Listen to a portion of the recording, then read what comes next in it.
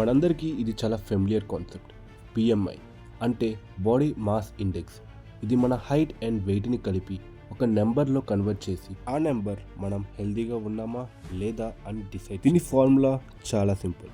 Mass in kgs divided by height in meter square. So ఇంత చిన్న formula వాడి మనం హెల్తీగా ఉన్నామా లేదా అని చెప్పింది. నమ్మశక్యంగా లేదు కదా? పదండి మనం దీని గురించి తెలుసుకుందాం. చూడండి, 2 కిలో మజిల్ ఇంకా 2 కిలో ఫ్యాట్. వెయిట్ సేమ్ అయినా మజిల్ కంపాక్ట్ ఉంది, స్ట్రెంగ్త్ని పెంచుతుంది. కానీ ఫ్యాట్ స్పేస్ ఎక్కువ తీసుకొని అన్నెసరీగా వెయిట్ని క్రియేట్ చేస్తుంది. మన లైఫ్ స్టైల్ మన హెల్త్ మీద డైరెక్ట్ ఇంపాక్ట్ క్రియేట్ చేస్తుంది. Proper balance diet and active life స్టైల్ని ఫాలో చేస్తే ఫ్యాట్ని రెడ్యూస్ చేసి మన హెల్త్ని ఇంప్రూవ్ చేయడం పాసిబుల్. ఫిట్నెస్ యాక్టివిటీస్ మజిల్ మాస్ని పెంచుతాయి, అన్నెసరీ ఫ్యాట్ని బర్న్ చేస్తాయి. ఇలా మనం బిఎంఐని ఇంప్రూవ్ చేయడం కాదు, మన బాడీని బ్యాలెన్స్లోకి తీసుకురావడం కరెక్ట్ అప్రోచ్. ఇవన్నీ బాగానే ఉన్నాయి, మరి మనం హెల్తీగా ఉన్నాం లేదో మనకి ఎలా తెలుస్తుంది?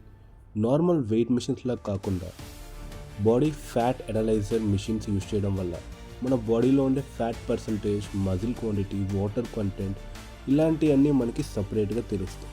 సో దీనివల్ల మనం ఎంత హెల్తీగా ఉన్నాం, ఎంత ఫ్యాట్ లాస్ అవ్వాలి అనేది మనకి క్లియర్గా తెలుస్తుంది. సో అదే నార్మల్గా బిఎంఐ అయితే మరి ఫ్యాట్కి మజిల్కి ఉన్న డిఫరెన్స్ లేకుండా మనకు ఒక నెంబర్ ఇచ్చింది.